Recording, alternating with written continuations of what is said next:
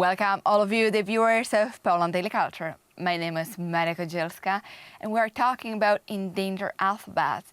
With us on Skype is an absolute expert when it comes to different and strange alphabets. With us, Olgierd Uziębo, a sinologist. Again, thank you very much for calling us. Hello. Well, I wouldn't call myself an absolute expert. I'm just one of the experts. Many different people who are working with our foundation, Endangered Alphabets, that is aiming at saving world endangered writing systems. Exactly, and you professionally, you are a sinologist, someone who is specialized in Chinese and Mandarin, because you speak Mandarin and Cantonese.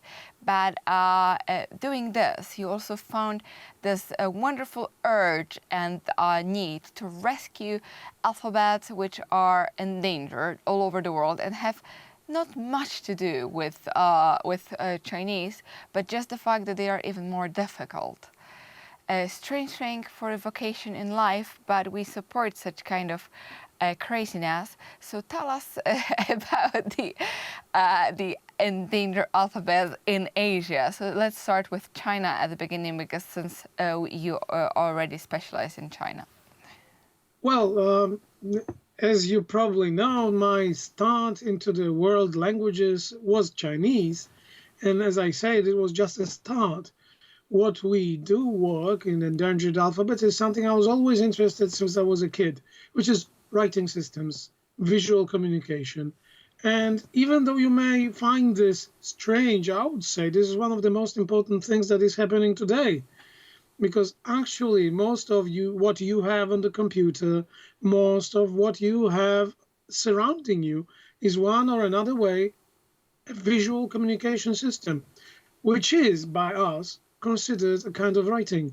Some of them are particular kinds of writing called alphabets, abjads, abogidas, that are encoding language. And those are also very important. And one of the particular sides of them, which is often overlooked, they are very important for people's identity. And that is what we're the most interested in. You're talking here about alphabets which are used by very few people, and there is this danger of actually losing them and losing this knowledge, which would be, and losing also the identity of those people. So starting again with Asia and with China, what is the endangered alphabet there which you would like to rescue? Well, that's a very good question, because Chinese Republic, People's Chinese Republic, mind you, is nominally always very interested in saving the minorities and is very vocal in convincing everybody, with UNESCO included, that, oh, it is saving the minority alphabets, the minority writing systems. But then there are writing systems that are dying out, and they are pushed away from the educational system. And when the child does not use the mother tongue and the original writing system that is used by its people and is identified by the people as theirs, that child will lose eventually the use of this system. Of course, we do not like to call it dying out or losing them. We call those writing systems dormant, because they do not disappear.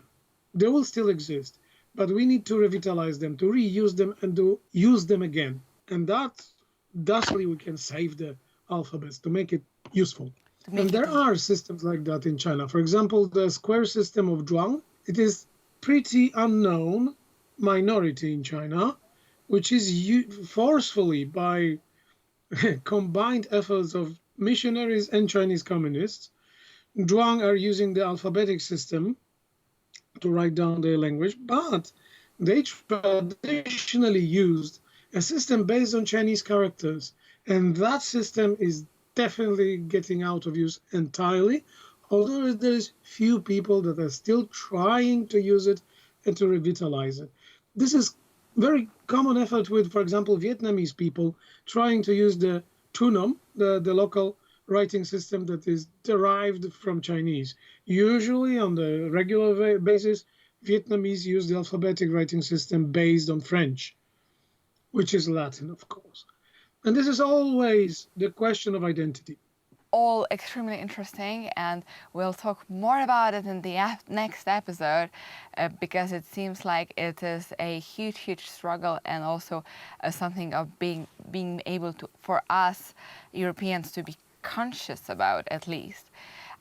So Lasher, thank you very much for explaining those in details, and we hope you stay tuned. And to all of you, the viewers of Poland Daily, we of course invite you to at least maybe not learn those alphabets, because that's a huge challenge, but at least realize about the fact that that the Latin and way of writing things down, which we use here in Europe, is not the only one, but there are many others, and some of them are endangered.